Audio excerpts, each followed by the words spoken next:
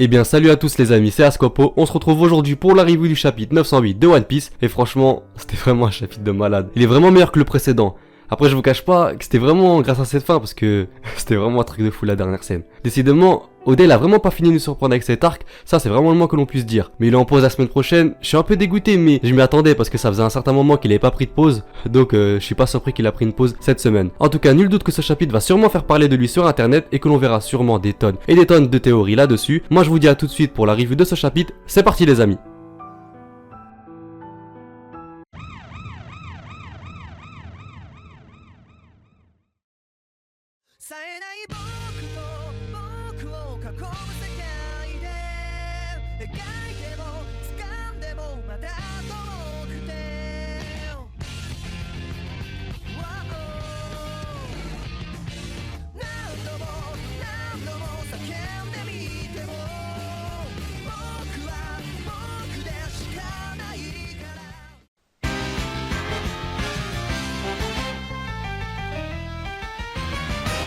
Dès le début de ce chapitre, nous retrouvons la princesse Shirayoshi qui a l'air vraisemblablement d'aller un peu mieux, que ce soit aussi bien psychologiquement que physiquement. Et tout ça, c'est grâce à la reine des Tontata, Mon Chéri, qui a utilisé sur elle ses pouvoirs de régénération. Ce qui a eu pour effet de lui retirer instantanément tous les bleus qu'elle avait reçus suite à l'attaque du Tenryubito Charlos. Don Quichotte Moshguard affirme qu'il restera auprès de la princesse Shirayoshi durant les 7 jours que durera la rêverie, afin de pouvoir la défendre contre les futures attaques qu'elle pourrait subir par la suite, et ça, je trouve que c'est bien de sa part, car je reste persuadé qu'elle sera sujette à encore beaucoup d'attaques de la part de plusieurs Tenryubito. Léo lui demande aussi s'il pouvait la défendre au cas où la princesse subirait par le futur encore une nouvelle attaque. Celui-ci accepta, et ce même si ça devait lui poser des problèmes par la suite. Et donc avec ces quelques éléments, on peut déjà en déduire deux choses. La première, c'est que le conflit qu'il va sûrement avoir sur cette terre ne sera pas seulement causé par les membres de l'armée révolutionnaire, mais elle sera aussi orchestrée par des conflits extérieurs, comme par exemple lorsque les hommes poissons ainsi que Léo et Sai seraient contraints de défendre la princesse Shirayoshi si d'autres Tenryubito venaient l'attaquer, ou aussi de la part de pirates comme par exemple Jerry Bonny et encore plein d'autres, car oui, je reste persuadé qu'il y en a d'autres encore qui sont infiltrés eux aussi sur cette terre sacrée. Et donc pour conclure, je ne pense pas que cet arc va seulement être chaotique par rapport à la future guerre lancée par les membres qui composent l'armée révolutionnaire, mais plutôt par l'accumulation de plusieurs attaques qui feront, j'en suis certain,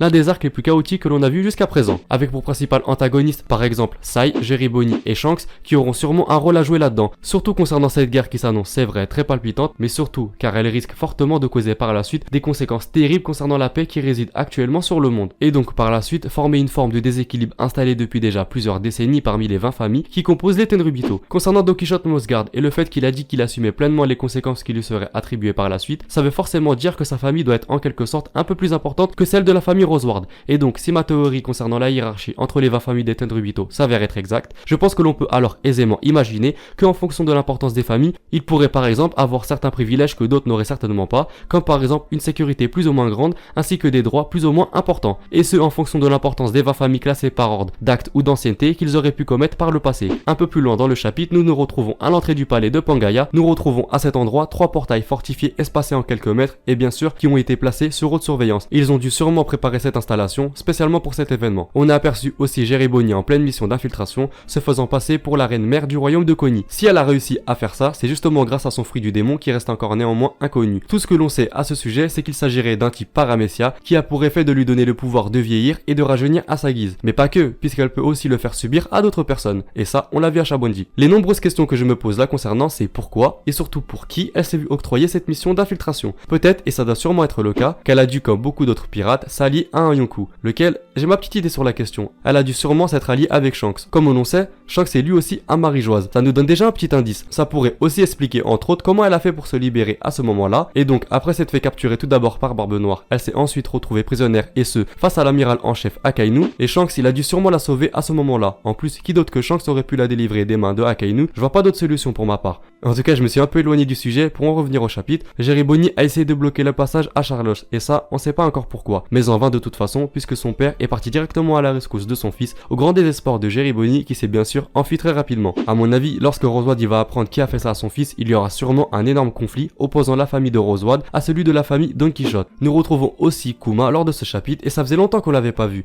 et avant de s'attarder sur la venue de Jerry Bonny à Marie-Joise, attachons-nous un peu plus sur l'état de Kuma qui semble être devenu, avec le temps, plus que l'ombre de lui-même. J'avais expliqué lors de la précédente vidéo que outre le fait qu'il soit devenu un larbin des Tenryubito, c'est plutôt son état qui m'avait réellement choqué. Lui qui de manière ordinaire arborait un caractère digne et plutôt froid. Et je vous cache pas que cette scène m'a vraiment fait de la peine. Et j'espère vraiment que l'armée révolutionnaire va faire subir aux Tenryubito dans le futur la même chose qu'ils ont fait subir à de nombreuses personnes par le passé.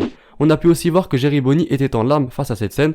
Après savoir s'ils se connaissaient ou pas, je pense qu'on le saura un peu plus tard. En tout cas, même s'ils ne se connaissaient pas, je pense que l'on peut aisément comprendre que devant cette scène, tout le monde aurait eu certainement les larmes aux yeux. Kuma a dû réellement souffrir durant la période où il a été capturé par les Tenryubito. Et je parle même pas que de son état. Regardez bien son aspect psychologique, on dirait vraiment que c'est l'ombre de lui-même. Je sais que je le répète beaucoup, mais c'est vraiment ça qui m'a choqué dans cette scène. Et comme l'on sait, c'est Dragon qui a dû sûrement demander à Kuma de se sacrifier afin de créer les pacifistas. Et par rapport à ça, je suspecte même le Dr Vegapunk de faire partie, en quelque sorte, de l'armée révolutionnaire. De toute façon, quand on regarde bien, je pense que c'est vraiment plus un humain. Il a dû très certainement devenir complètement un robot. La dernière mission qu'il avait effectuée en tant qu'humain, c'était lorsqu'il avait essayé de préserver le Sony des attaques, et ce jusqu'au retour des Mugiwara. En tout cas, une chose est sûre, lorsque Dragon il va voir son Nakama Kuma dans cet état-là, je pense qu'il va sûrement rentrer dans une colère telle que ça va vraiment être un véritable massacre à Marie-Joise. Concernant Kuma, je pense que si Dragon avait su qu'il allait lui arriver tout ça, il ne l'aurait jamais sûrement envoyé en mission d'infiltration. Car lorsque Ivankov il s'était retrouvé face à lui durant la guerre de Marineford, il n'avait pas compris pourquoi il avait reçu une attaque de sa part. C'est justement ça qui m'a fait penser que les membres de la marine ont sûrement dû le démasquer par le passé et que lorsqu'ils se sont aperçus de son affiliation avec Dragon, ils ont dû certainement en faire un exemple pour toutes les personnes qui essaieraient dans le futur de les infiltrer. Et tout ça, c'est justement pour montrer qu'il est impossible et futile de chercher à attaquer de quelque façon que ce soit le gouvernement mondial. Et c'est vrai que la venue de Jerry Bonny sur cette terre m'a fait poser beaucoup de questions, car c'est quand même la deuxième pirate après Shanks à avoir accédé sur cette terre et je pense pas que ce soit la seule. En tout cas, cette guerre va vraiment être folle. Après ça, nous retrouvons les 4 commandants de l'armée révolutionnaire cachés sous le sol et ce grâce au pouvoir de Morley. Malheureusement, Sabo a lui aussi assisté à cette terrible scène et là, comme convenu, il a commencé à perdre son sang-froid. Mais bon, ça c'était prévisible et c'est pas la chose la plus importante à retenir puisque la chose la plus importante concerne l'information que l'on a reçue de la part de l'un des 4 commandants. Parce que apparemment, d'après ses dires, Kuma serait un souverain. Et je vous cache pas que quand j'ai appris ça, je m'attendais pas du tout. On a appris aussi que c'est justement parce que c'était un souverain qu'ils ont décidé de l'humilier et ce pour donner l'exemple. Je me suis posé plein de questions le concernant. Tout d'abord, est-ce que Dragon était au courant de ça et surtout, de quel royaume vient-il? Nous nous retrouvons directement au début de la rêverie auprès de nombreux rois que composent ce monde. Bon, comme convenu, leur principal sujet de discussion tourne autour tout d'abord du pays de Wano, car il demeure néanmoins beaucoup d'incompréhension autour de ce pays, aussi bien autour du mystère qui entoure leur roi, mais aussi par rapport à la structure de ce pays qui est inconnue de tous, y compris les membres de la marine. Et leur deuxième sujet de conversation tourne bien sûr autour des agissements de Luffy, car force est de constater qu'il a quand même provoqué beaucoup de perturbations dans le monde, que ce soit aussi bien contre la marine que chez les Yonkou. Et après ça, Provence il a commencé à rire très fort devant l'incompréhension de nombreux rois. Et après c'est vrai que j'ai réfléchi et je me suis dit qu'ils étaient pas forcément au courant de son alliance avec Luffy et donc on peut comprendre aisément cette incompréhension. Quand on regarde bien, c'est vraiment bien pour Luffy d'avoir des alliés un peu partout. Ça va sûrement par la suite lui être très profitable, déjà concernant les agissements de certains pirates qui en ont après sa vie, mais aussi pour être au courant de certains agissements de certains membres de la marine à son encontre. On apprend aussi que le président qui dirige la rêverie change tous les 4 ans.